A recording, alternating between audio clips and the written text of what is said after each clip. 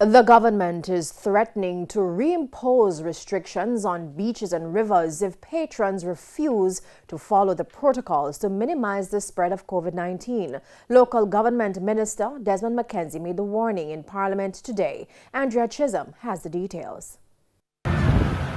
There's hardly any room in a section of this beach as Jamaicans soak up sun, sea and sand during the COVID-19 pandemic. This and other videos have been making the rounds on social media, showing that patrons are not following health protocols. We noticed that dominoes, gambling, drinking was taking place, people parading without masks, the social distancing rule was not being observed. We visited one location at Alligator Pond River, where over some 700 persons were observed. Since the restriction was lifted on June 7, initially for a 2-week period, teams from the Social Development Commission visited 58 beaches and 65 rivers.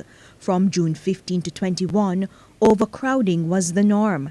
Alligator Pond Beach, Turtle Park Beach and Little Duns River had over 300 persons each at a particular point.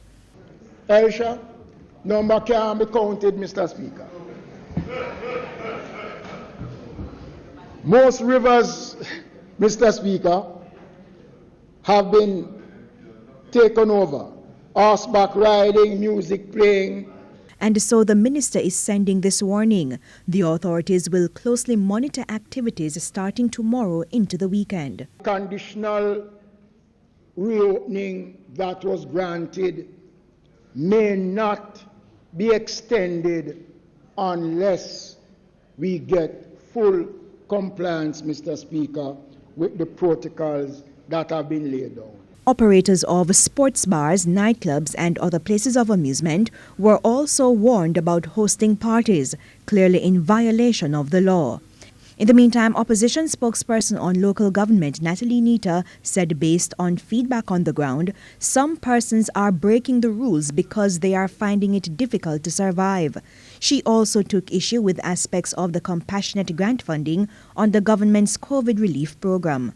That compassionate grant of $10,000, Minister, really did not cover the span of our needy citizens. Because the truth is, by the time we got to a place where many persons were just about able to contact someone to help them to get online, without notice, without warning, the compassionate grant was terminated.